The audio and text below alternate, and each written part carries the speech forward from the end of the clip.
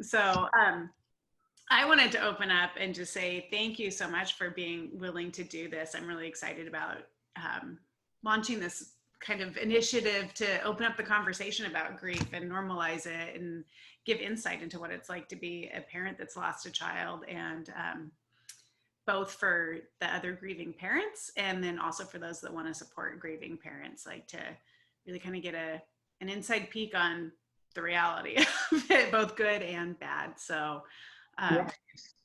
and I'm also excited that you are the first one. I'm excited for that because we've been able to work so long and in so many different ways together. For everybody that's watching this, you're Ann Martindale, and you were part of our second retreat. And since then, you've done our leadership training and you facilitated our first virtual retreat, and you're going to be facilitating the next in-person retreat whenever we can have it. And so it's just been a delight working with you and watching you grow and evolve and stuff over the years. So Thank you. I wanted to start with a little bit, share us a little bit about Billy, like how old he was when he passed away, what happened, and maybe start with one of the things that we do at the beginning of retreats with sharing 5 words that describe him. Okay. So my son is Billy, and he was 14 when he died. He died in a shooting accident while he was target shooting with my father, his grandpa. I almost said my grandpa, but with my dad. And Billy had been around guns for a long time, and it was just kind of a freak accident. And the 5 words for Billy are funny and adventurous, willful, so smart. That's 2 words, but very smart. And then mischievous, because he was kind of he was mischievous because he was so smart. About your words, it's like it's not painting him as a saint. It's him as a person and the reality and the complexity. And I think we kind of forget sometimes with people that have. Mm-hmm. I find that we shoot our kids up on this pedestal when we lose them, as we should, and there's nothing wrong with that. But it kind of, for me, takes some realism out of it. And Billy was kind of a shit sometimes. Which all kids are, all humans are. And that's one of the things I think about is I'm like, that was just such a core, the mischievousness was just a core part of him. So he was all boy, and wow, he was a handful sometimes, but I miss him. I bet. So what first brought you to Ohana Oasis? So I had read Ashley Solinger's blog about it. I had followed the Solingers a lot through their journey of their loss of Presley. And it just struck a chord with me when I was reading her blog, and I was like, holy cow, there's somebody out there that I could connect with, because I was very lonely. So as soon as I saw that, I don't even think I left my computer from reading it. I called you and was like, is this for real? What do I really just fill out an application? And then I think it was the very next retreat that you picked people for, we were on. Yeah, so Ashley Solinger was part of our very first retreat and then blogged about it. And then, you were part of the second retreat. Yeah. So do you have a favorite fun activity or memory from your first week and your first retreat? So my favorite memory is always going to be the canoe ride into the ocean. It was where all the pieces fell into place for the week. And I know we don't talk a lot about that just because we don't give away a lot, but for me, it was where I was able to let go of a lot of the pain, but also hold Billy closer to me. So it was a very interesting interaction that way. So it was good. Was my favorite. My other thing I always think about is sitting around the table at night, coloring with the other couples and just visiting and getting to know each other and just getting, loving each other and sharing about our kids. Yeah. So that was always good. Who knew that as an adult, you'd be sitting around a table coloring with your friends? Right. And I remember when you pulled it, fun. and I was like, whatever, I don't color. I'm 40 something years old, but no, I did, or 30, so I don't know, but we colored. And it ends up being fun. I still color. Yeah. So is there any one thing that you can think of, either with Ohana Oasis or just in general, one really long-lasting thing that's impacted you in not just the death of Billy, but in the healing or the growing and evolving over the years since then? Probably the biggest impact is been the pain. And then watching it evolve, feeling it evolve into where it's not this blinding, numbing pain, into where it's just a part of my everyday life, but I've wrapped around it and embraced it as a part of my life.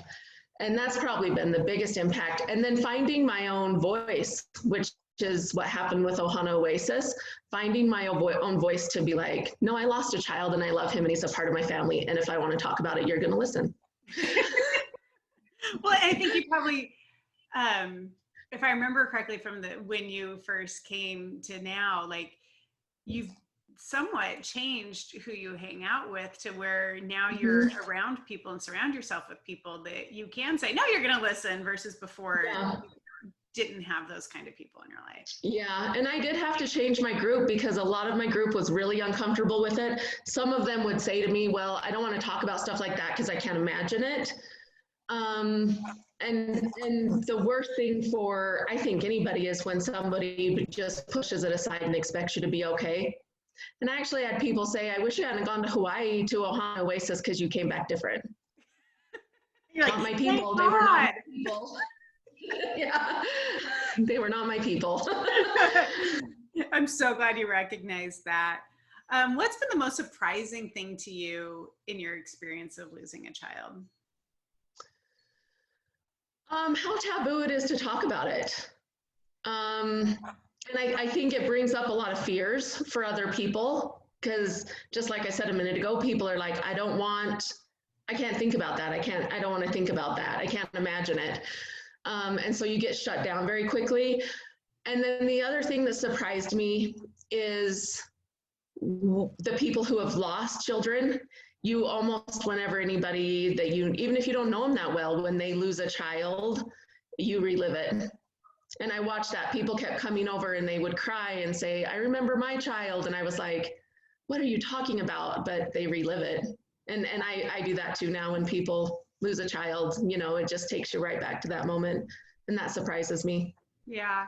And circling back to the first thing you talked about with it being surprising that people don't want to talk about it. I almost felt like people thought it was contagious. Like if they got too near me and talked about it too much, they might catch losing a kid. Did it feel like that to you? Well, that happened, but probably more so what happened to me is people that I was close to who had children the same age. I had people actually say to me, I don't want you coming around anymore because I don't want you to latch onto my child to replace Billy. Wow. And so I had friendships that way but I never had looked at their children and been like, oh, you have to be mine now. And so a lot of misconception around it, around what people felt like they, should or shouldn't do, and then a lot of them do nothing or are stupid. Or do the wrong thing. Real about it. Yeah. Say terrible things that they don't mean, but they don't know what else to say. Yeah. Did you feel like you had a hard time? And it may be that you live in a smaller community and so everybody knew. So this may not be applicable to you, but did you ever find that like people would ask you, like you're meeting somebody new and they'd ask you about yourself, and inevitably people ask, how many kids do you have? Or like, what have you been up to? Or those awkward moments of, do you share about Billy? Do you not share? How do you share? Did you come up against those? And if you did, how do you handle them? So I, in the beginning, made the decision that I have 5 children, and that I would always say that I had 5 children. I did a couple times say, oh, I have 4 kids, because I just didn't want to get into it, and it didn't feel good to me. And other people have made other choices, and that's okay, but it just didn't feel right to me. So I always say I have 5 children. And if they push me, it truly depends on my mood. Well, where are they? What are they doing? And if I am never going to see them again, if it's a lady that's giving me a pedicure, I have before like made up story. Well, I have a 22-year-old son, and he lives close by, and they're like, oh, because they make a ton of assumptions. They're like, oh, he must be in school. Sure, yeah, if it's somebody that I know I'm going to have a future with in professional or friendship terms, I just tell them. And the truth, I lost him. And if they want to ask questions, I'm pretty open. I'm always been open about it.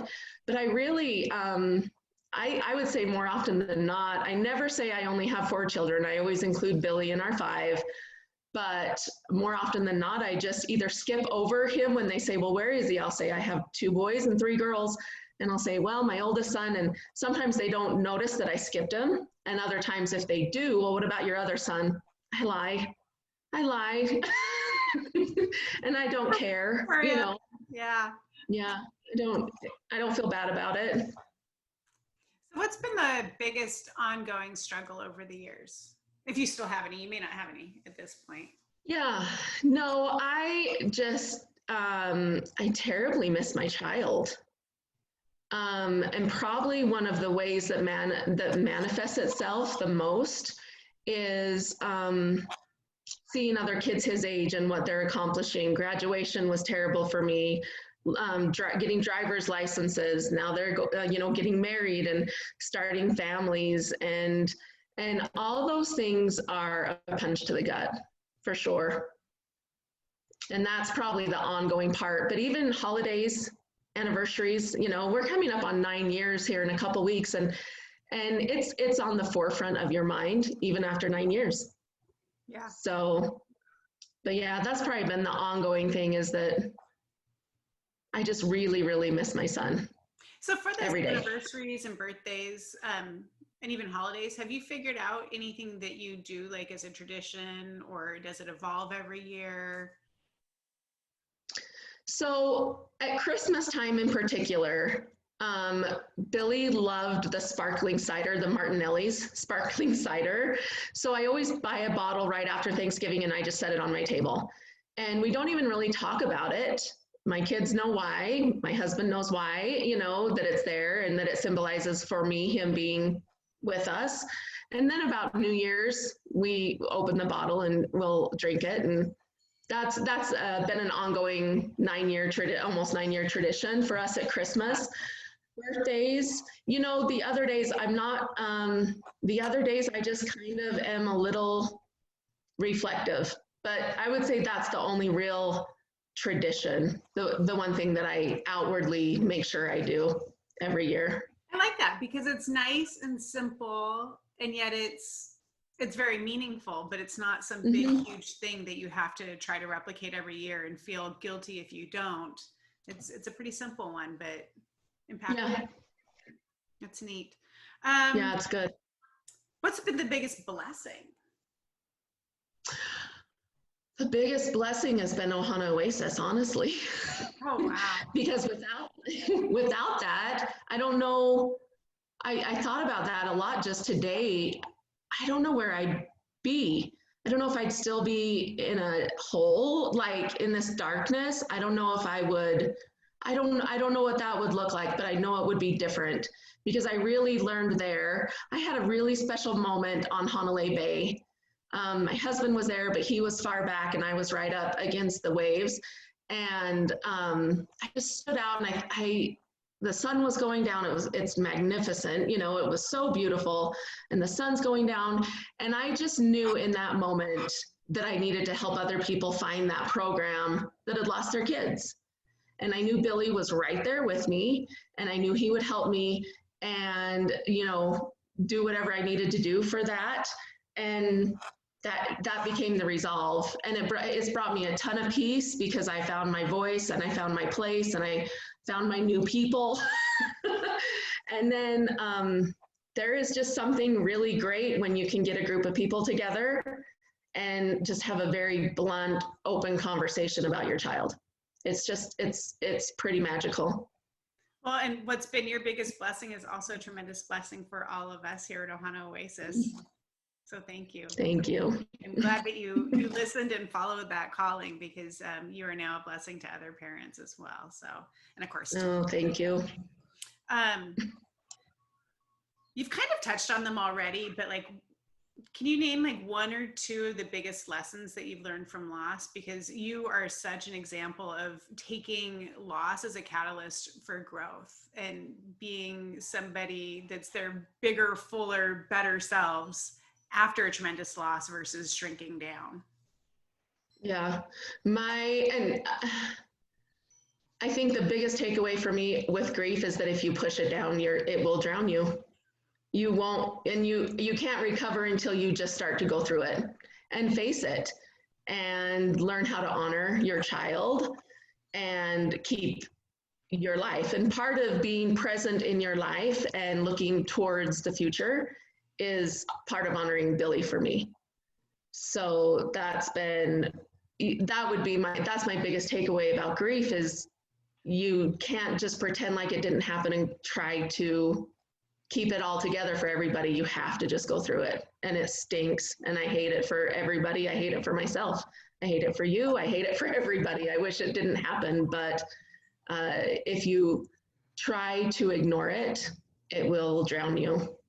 Yeah, well spoken, well spoken. And yeah, you touched on, like, in the retreats we go through honoring the past, living in the moment, embracing the future. And in order to be able to live in the moment, you do have to honor the past and integrate the past into the present. So that's really cool. And you've embraced the future as well, still bringing along the past with you in a really healthy way. So that's really cool. What are some of the ways that you do, well, you've talked about the Martinellis, but are there ways just in your daily life that you integrate Billy's memory or honor him just in the way that you go about life? So anytime, and this is, I have other friends, and it's funny because it's trickled down to my children and some of my friends, because they know that I do this. Anytime I see an eagle or a hawk, I just say, hi, Billy. And it doesn't matter if I'm on the phone. And I don't even know why I do that. I don't know why I took that as a symbol of him being close by. I really don't have a good explanation for that. But anytime, which is almost daily, that I see a hawk or an eagle, I just go, hi, Billy. And then Billy never, even though there might be days or weeks that he doesn't come up in a conversation, he's always in the forefront of my thoughts. There was a situation just today, I saw a TikTok that I loved about mommy loves you, and no matter what, I'm going to be here for you. And I've never done this before. And we're like I said, almost 9 years out from his death. I sent it to his phone number, because I still have him as in my contact on my phone. And I sent it to him. And then I put a little thing, listen, I don't know who you are, but this was my deceased son's number. And I just felt the need to say hello to him today. And nobody responded. Nobody might even have that number. I don't care if they have the number or not, but it was important to me in that moment. And I don't know why I did it, but I did, and that's okay. But something like that, you have no idea who on the other end may have received that and needed to hear that message. Because things happen in wild ways like that. And I love that you talked about the eagle or the hawk as a symbol, because I think a lot of parents either have a symbol or want one but feel weird about it, and that's just like, so for me it's ladybugs, because Allison loved ladybugs and had her second birthday was her ladybug 2 birthday, and then for her third she requested it again. And everybody has their own belief system, but I have found time and time again that even, even when kids are gone, they somehow do send messages down, and we all find our own special thing. And it seems obvious to you, like, oh yeah, well, it's Eagles and Hawk, and I don't know why it came, but it's clearly that.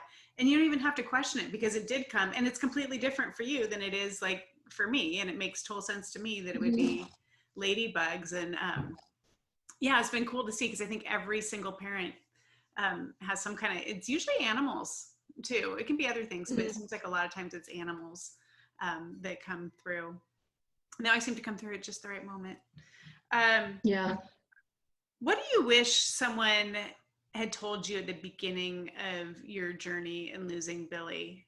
You can think about like what you wish they would have told you, and then like what you would say to somebody that is in the beginning stages. Probably a lot of, what's got me to the point I am is it's really going to hurt, and lean on the people that you can trust to let you hurt, and let it hurt. And don't try to run from it. Don't try to push it away. Don't try to hide from it. We can't all put on the happy face all the time, and you can't, you have families to take care of or whatever. And I understand that. I do too. But I just ran from it for a year and a half. I ran from it, and it actually caused more damage than if I had just faced it straight off. So that's for sure my biggest takeaway right now. And it changes all the time, because the pain evolves and the situations evolve and the time passes. But right now, that's always, lately has been my biggest thing that I would love to tell other parents. It's okay to be sad. This was your child. It is your child, and it is okay, and just feel it.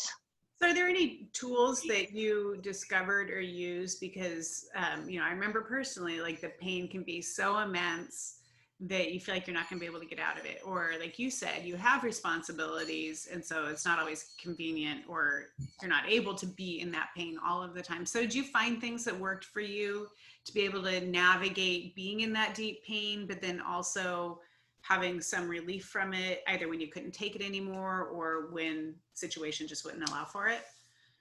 So that's two parts for me, because when I just couldn't take it anymore, I remember I would lay on my living room floor and just watch my ceiling fan and cry and sob, and it was because it was such a mundane, monotonous, and I didn't have to do focus on anything else. But then the tool, which is one of my favorites at Ohana Oasis that I learned, is the Be Right Back. And I utilize that a lot. Like, okay, I have a meeting. I cannot get into this right now, and I'm feeling very overwhelmed with emotion. When can I come back to this? And I'll actually put it in my phone. I'll schedule it. Because a lot of people watching this may not know what the Be Right Back is. So do you want to explain it? Sure. Well, for me, and we get more in depth in it when we are in the retreats or the virtual courses. But as an example, like if I'm driving down the road to a meeting and start thinking about Billy and get very overcome, I just will pocket it. I'll schedule the time that I know I can come back to it and address it. Whether it takes me half a day or whether I just need an hour, I'll take that time. And I don't just swallow it down and go, okay, I've got to move on with my day. I recognize it, I address it, and then you learn, I guess, somewhere in your subconscious, like it's okay to table this right now, because you learn to trust yourself that you will address it. Because if you don't, it just is going to hit you harder the next time and be terrible. But that's one of the biggest tools that I learned, was it doesn't always have to be the exact right moment, because there are other things that need to happen. But in those moments, I can, okay, listen, this is a hard day. I'm going to need a couple hours to myself tonight to figure this out and to look at this and really process what's happening. I think it's great. I think it is. I mean, I came up with that tool from my own experience. I know that it works. And I think that one of the things that you touched on that's so important is that you do need to be accountable to yourself. Like if you say, okay, I'm going to put this in the Be Right Back list to come back to it, because you do at some level, whether it's subconsciously, unconsciously, whatever, your body and your psyche learns like, oh, I can trust you. If you tell me that you're going to come back to this and come back to it, I can actually set it aside now versus keep repeating it. So it's important to hold that promise to yourself. And it sounds like you do. Yeah, I think that's absolutely. it's a powerful thing. Have you found that when you do give yourself the time in the room for it, that it doesn't feel as overwhelming and take as much time as you think that it will, because you're actually giving it space instead of it having to push and fight for it? Yeah, absolutely. And there are times that I might only need 15 minutes to just really sit, almost like a meditation of sorts, to just really sit and go, okay, this is how I was feeling today. Why did I feel this way? And it always leads to a good place.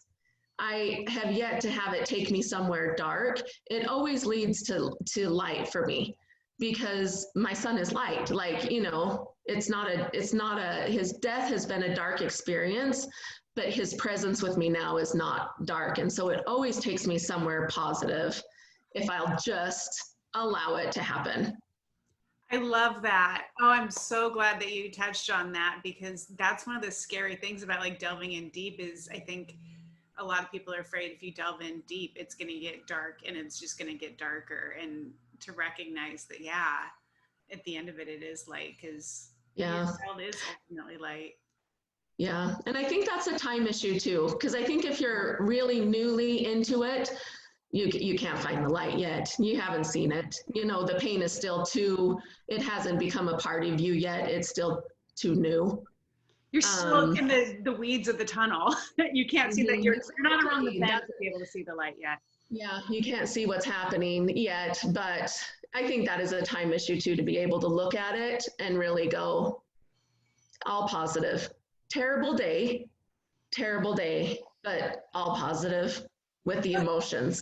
Is it just a time issue, or is it a time and working through it issue? Oh, like I said earlier, I don't know where I would be if I hadn't gotten some help and some tools. And I did that specifically with Ohana Oasis. So it's absolutely the tools, because I just floundered around for a couple years fighting everything and everybody, fighting with, fighting with my husband, fighting with my other kids, trying to be normal and floundering. So it's tools too. But I think that's why you have the 2-year wait, because I don't think you can accept the tools before then either. Yeah, I think that, at least in my experience, and what I found with a lot of other parents, is in that first couple of years, you don't even realize it in that first couple of years, but you're so lost in the sauce, for lack of a better way of putting it, that like, there's like, you're just in this fog and you don't even realize you're in the fog until you kind of start to get out of it. And then you can look back and go, oh, wow, I couldn't see anything. Right. And it is what it is. It's part of the process. Yeah, definitely. So what advice would you give, or I guess any other advice that you would give to a grieving parent?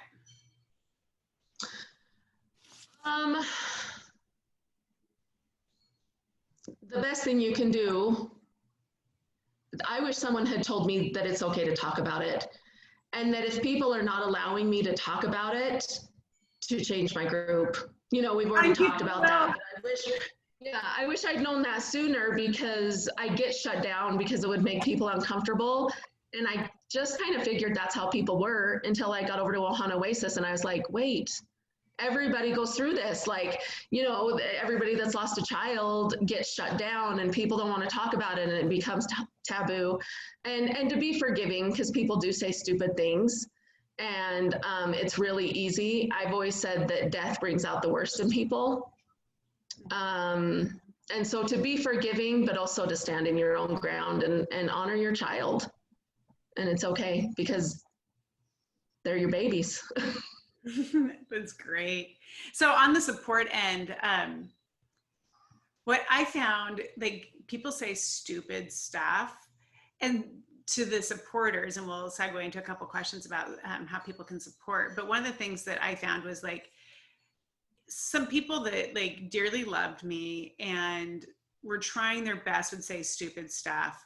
And with them, I could look and go, okay, the intention was good. I'd rather them say something stupid than say nothing at all. It's the people that didn't know me, really didn't have any investment, and were probably trying to make themselves feel better when they said something stupid, that it bothered me. So I guess it was a lot about the intent that was behind it, and that intent is felt. Did you find that to be true, or did you find something different? I found it was about intent a lot, but I found that other people projected their pain onto me without a lot of thought to what that was doing to me when I already had all my pain. That's really good.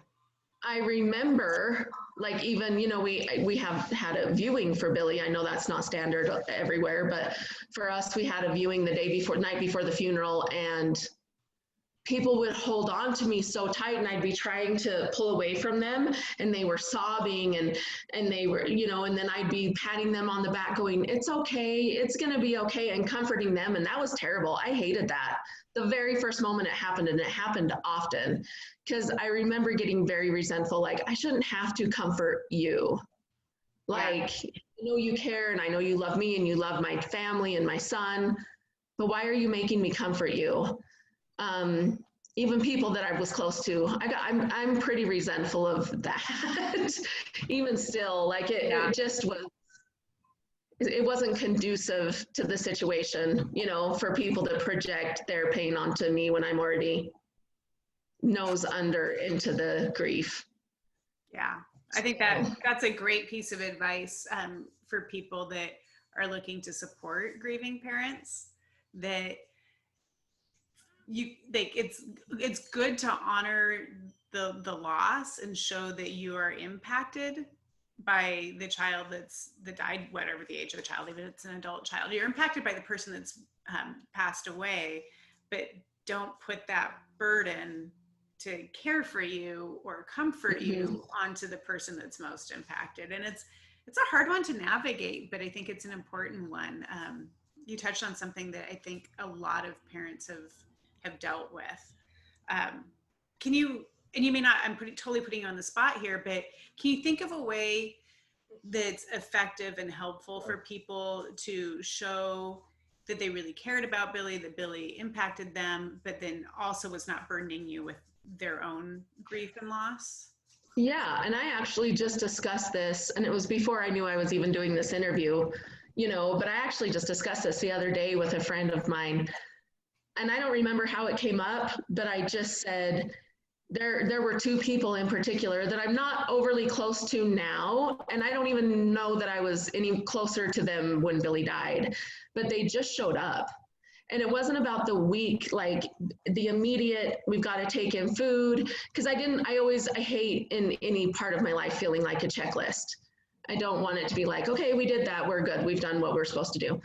But they showed up after, because you're so numb before, and then the funeral or memorial that passes, all those things pass, and you're all by yourself, and nobody shows up again. And these two women kept showing up, and I will always treasure that with them. And they were quiet. They would come in my house, and they wouldn't be like, oh, and because I hated it when people had that pity look at me like, oh, poor Anne. But they would come in and go, how are you doing? And they would just visit with me, and they would just be there, and the comfort that they brought. And they weren't like, so tell me how you're feeling about your child being gone, you know, because some people just make that worse. But they were just present, and I knew if I needed to talk about it, that I could trust them. But they thought enough of me to not just do their due diligence in their views of showing up with a casserole and then never seeing them again. They actually showed up in a realer way for me. Yeah, you touched on a great thing of meaningful support versus perfunctory support, I think. And you highlighted something I think is really important, is that, you know, it's great to send the flowers and the condolence card and attend the funeral, But especially I think for grieving parents, I think it's true for everybody that, you know, the real grief hits after the funeral and after all of that. It's like, because you're so in a fog and you have so many things that you have to take care of in that first couple weeks to month, it's really in the time after that that life is silent and people have gone on with their lives, and you're really faced with that, like, here I am, here's my new normal. And you're talking about the first few months, I think, but also for grieving parents, I think it goes a lot longer than people realize. Like, how long would you say for you it went that it was helpful to have somebody show up on a regular basis in, you know, navigating your new normal and really still in the midst of grieving? I think I'm going to try not to get off on a tangent about this, but No, you can't. You can get off on a tangent and be honest, because I think that people don't realize how long it is. yeah. My short answer is 18 months. It wasn't until 18 months that something came up that I felt strong enough to go, okay, I can handle this. But I remember at 3 months, like, these two women were still checking on me, but they were doing it more as friends, other than, they were never like, we're here to check on you because your child died, you know? And so it was very comforting because they were just there. And I knew why, but they didn't put it right out in my face. But I remember my husband, Terry, he got called away on work for just one night. He was gone one night, and he was like, are you going to be okay? And I was like, yeah, no problem. And it had been 3 months. I was not okay. I was not ready to be left alone. And I was not okay. And people just don't get that. The time frame, I needed to be handled with kitty gloves. And you know me, I don't come across as someone that needs to be handled carefully. Like, I consider myself a strong, you know, but I really needed to be handled gently for at least about 1.5 years before I was able to kind of integrate into the pain, really. I think, So, and thank you for sharing that, because I think that that's hard for people to grasp if they haven't been through it. And it's not news that people that are on the sideline supporting like to hear, because that's a long time to stand and support, but it's needed, really. Yeah.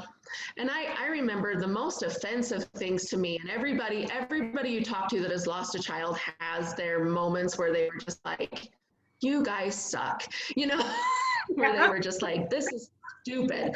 You can't be in my tribe. But one of my most impactful things was Billy died in the middle of April, on the 14th of April. And then my friend group at the time was planning a camping trip for Memorial Weekend. So it had been less than 6 weeks, about 6 weeks, when we were they invited us to go camping. And I just was not up for it. I just wasn't. And I told my friend that. I can see it. We were sitting in her driveway talking to her, Terry and I. And she said, are you going to come? And I just said, I don't feel up to it. I just don't have the energy, and I don't feel up to it, and I wouldn't be any fun. And she's like, well, maybe you should come, and that would be a great time to just let it go and move on. I don't, and people say things like that without realizing how absolutely damaging it is, not to your grief, because you're working through that anyway, but to your friendships and to the way that you view people that you can trust. I've never trusted her again. From that, I can see it. I can see that moment. That's a really good point that it would be good for some people that are supporting to think about, is that it may be more impactful and detrimental to the relationship, because if you're saying something like get over it, you don't forget that. That the person just wants you to get over it. So yeah, it might temporarily set you back, but it's going to permanently set back the relationship, probably. Yeah, absolutely. Which is okay. That's okay. Yeah. And I think that goes back to the whole thing of, it's okay to weed out the people that they may have been great friends at a different point in your life, but in this new stage of your life, you've had new experiences. If there are people that no longer serve, and serve's a bad word, but no longer fit because you're in a different place and you have different priorities, that's okay. You create the space for other people to show up, because they will. Yeah, absolutely. So What's one thing that you'd like to share with people about losing a child that they don't often know? So these are people that have not lost a child. Here's your moment. We, meaning the people who have, our club would never wish that on you. A lot of us, myself, a lot of us parents, that myself and the groups that I've now been involved with of parents, you're not tough enough. And we don't wish that on you. And if you realize the strength that it took to just get out of bed every day, to breathe without it hurting every day, you would be in awe of the strength of these parents. They're amazing. It's an amazing gift to walk on the other side of that. And we never forget. We never forget the laughter. We don't forget the pain. And we never forget our child and what they meant to us and their place in our families. They're always just a part of our family and just as much real to us as the kids that you physically see. And I am always amazed with the parents I meet and their strength and their ability to integrate into the pain, because time does not heal it. It's not a healing. It just becomes part of who you are, and you hit a new normal, and then you do the best you can. So that's it. That was like a perfect wrap up to all of it. That's amazing. Perfect.